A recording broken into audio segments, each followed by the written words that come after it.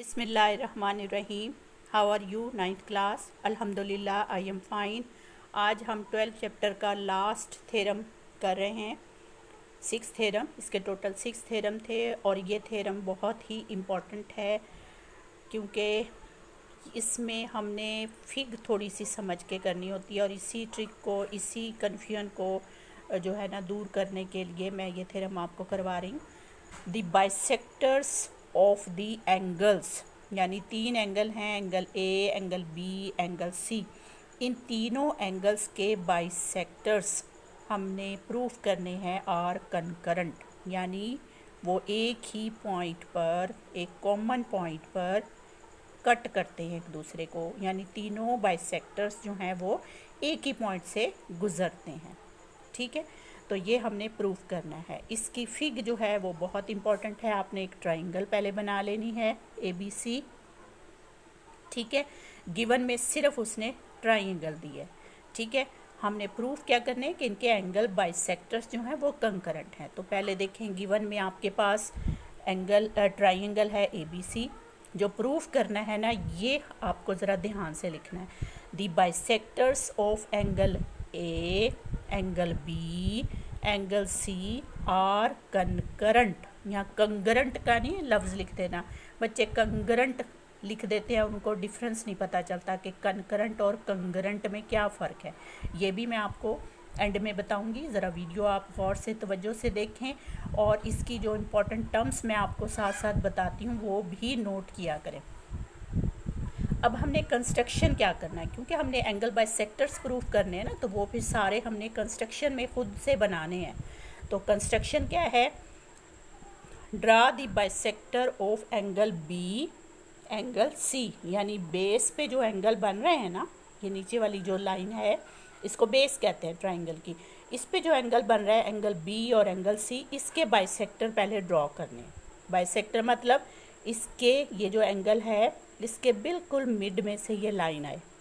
इसी तरह ये एंगल सी है तो इसके भी बिल्कुल मिड से ये डॉटेड लाइन से, कंस्ट्रक्शन क्योंकि हम डॉटेड लाइन से बनाते हैं, तो हमने ये बाइसेक्टर बी का और सी का, ये दोनों आगे जब हमने एक्सटेंड किए तो जिस पॉइंट पे जाके वो एक दूसरे को मिलेंगे, मीट करेंगे, ज्वाइन करेंगे, इंटरसेक्ट करेंगे, उस पॉइंट को नाम दे दिया हमने आई का।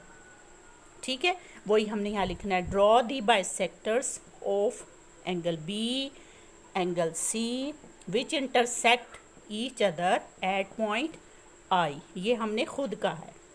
ठीक है, अब ये जो आई पॉइंट आ गया, मीटिंग पॉइंट, हमने अब क्या करना है कि उस आई से ड्रॉ करना है परपेंडिकुलर। ये इसके ऊपर, ए बी के ऊपर ड्रॉ करेंगे तो आई एफ बनेगा, बी सी के ऊपर करेंगे तो आई डी, ए सी के ऊपर करेंगे तो आई ई। ये हमने खुद ही इनको नाम दे दिए, ई एफ डी। ठीक है, ये परपेंडिकुलर। अब उसको हम यहाँ पर सिंबॉलिकली लिखेंगे। ड्रॉ दी, ये देखें लाइन सेगमेंट है, ड्रॉ आई एफ, ये आई एफ परपेंडिकुलर, परपेंडिकुलर का साइन किस पर? ए बी पर। I F perpendicular to A B, I D perpendicular to B C and I E perpendicular to A C. ठीक है, ये हमने परपेंडिकुलर ड्रॉ किए। वो क्यों किए, ये हमने आगे अब देखने यूज़ करनी है चीज़ें। वो यूज़ करने के से पहले मैं आपको बता दूं कि इससे पहले जो हमने 2 थ्योरम किए हैं, यानी 4 और 5 एंगल बाइसेक्टर से ही, उनकी अगर आप स्टेटमेंट को पहले थोड़ा सा तवज्जो से समझें। देखें, वहाँ पे था कि अगर किसी एंगल बाइसेक्टर के ऊपर कोई पॉइंट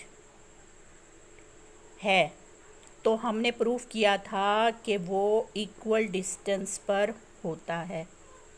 फिर हमने एक थ्योरम प्रूफ किया कि अगर कोई एंगल के दरमियान में कोई पॉइंट है, ठीक है, और उसका डिस्टेंस उसकी एंगल के आर्म से इक्वल है, तो हमने उस पॉइंट को प्रूफ किया था कि वो उसके एंगल बाइसेक्टर पर है। यानी अगर वो डिस्टेंस इक्वल है दिया हुआ, तो हमने प्रूफ किया था कि वो बाइसेक्टर पर लाई करता है, और अगर बाइसेक्टर का पॉइंट है तो हमने प्रूफ किया था कि उसका डिस्टेंस आर्म से इक्वल है।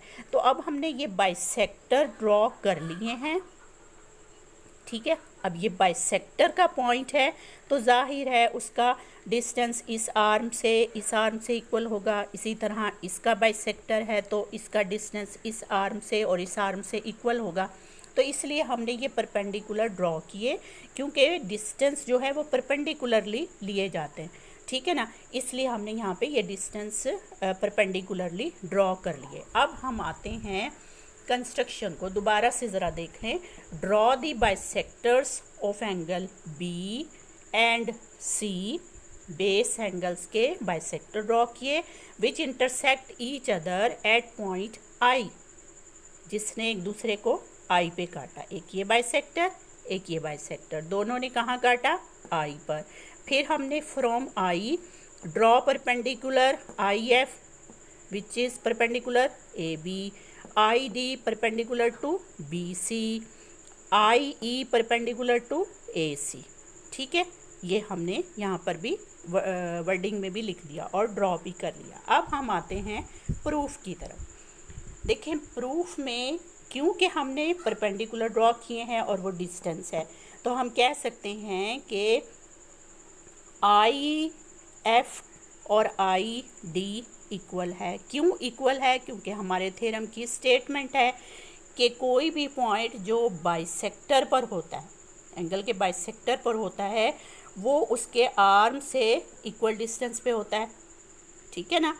ये हमने जो है उसके फर्स्ट थ्योरम की स्टेटमेंट में देखा, यानी ये फर्स्ट थ्योरम है, इसलिए हमने ये ले लिया I F equal I D के।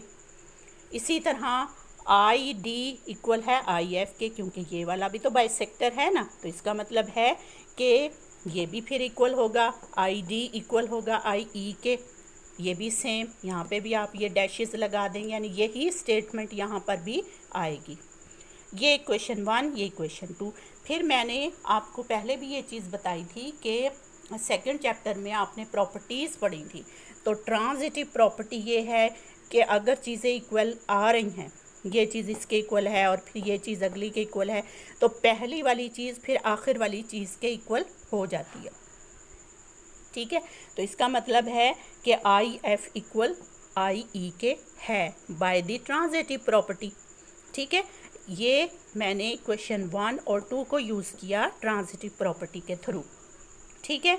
अब इसको देखें कि यानी डिस्टेंस अगर इक्वल आ गया है, हमने एंगल बाइसेक्टर्स तो सिर्फ इसके ड्रॉ किए थे ना, लेकिन यहाँ तो डिस्टेंस आ गया ये इसका आई ई और आई एफ का, ठीक है। तो इसका मतलब है कि ये वाला बाइसेक्टर जो एंगल का बाइसेक्टर है उसका भी ये आई जो है वो पॉइंट है, यानी उसके बाइसेक्टर पर भी लाई करता है।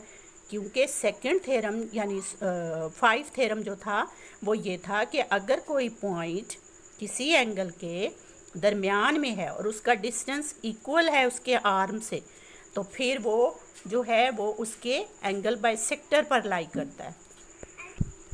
इसका मतलब है कि अगर डिस्टेंस इक्वल है तो फिर वो पॉइंट जो है वो एंगल ए के भी बाइसेक्टर पर लाई करता है बाय थ्योरम 5, ठीक है। और डिस्टेंस यहाँ पे इक्वल निकल आया, तो फिर यहाँ पर हमने उसकी रीज़न बताई कि इसका मतलब तो ये है कि point I is on the bisector of angle ए, जबकि हमने तो कंस्ट्रक्शन में सिर्फ बी और सी के बाइसेक्टर ड्रॉ किए थे, ठीक है। लेकिन आई जो है वो पॉइंट निकल आया ए के बाइसेक्टर का भी, ठीक है। यही बात वो कह रहा है कि but point I is on the bisector of B and C, कि हमने तो बी और सी के बाइसेक्टर ड्रॉ किए थे, जबकि पॉइंट जो आई है वो तो इसके बाइसेक्टर पर भी लाई करता है बाय दिस स्टेटमेंट, क्योंकि डिस्टेंस इक्वल आ गया उसका आर्म से, ठीक है। तो इसका मतलब है प्रूफ हो गया, hence the bisector of angle A, angle B and angle C are concurrent, कहाँ? एट पॉइंट आई, कि ये जो तीनों एंगल्स हैं इनके बाइसेक्टर एक ही कॉमन पॉइंट, वो कौन सा है? आई, उसके ऊपर कंकरेंट हैं, मतलब उधर से पास होते हैं, उसी पॉइंट पर मिलते हैं। ये देख लें अपनी फिग को, यहाँ पर ये बाइसेक्टर दोनों मीट किए आई पर। आई को हमने परपेंडिकुलरली ड्रॉ किया, इस लाइन पर भी, इस लाइन सेगमेंट पर भी और इस पर भी। ठीक है, यहाँ हमने थ्योरम यूज़ कर लिया 5।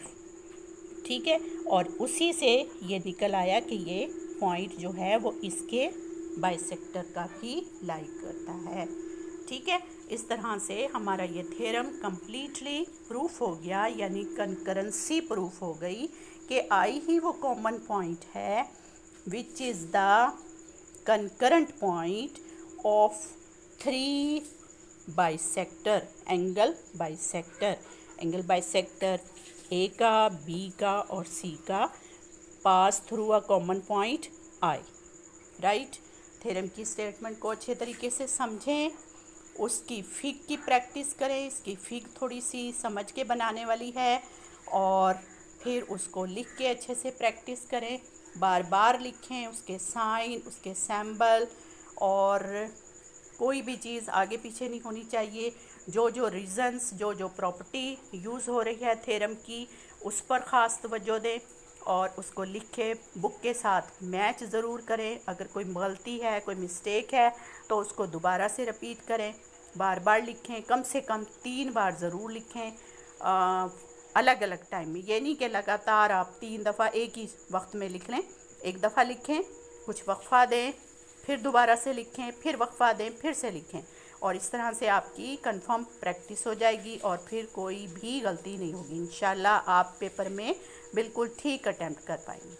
ठीक है, दुआ में याद रखिएगा। आज हमारे थ्योरम कंप्लीट हो गए हैं। इंशाल्लाह नेक्स्ट वीडियो में मैं आपको इसके ऑब्जेक्टिव्स, इसकी रिव्यू एक्सरसाइज और इससे रिलेटेड शॉर्ट क्वेश्चंस वो करवाऊँगी। दुआ में याद रखिएगा। अल्लाह हाफ़िज़।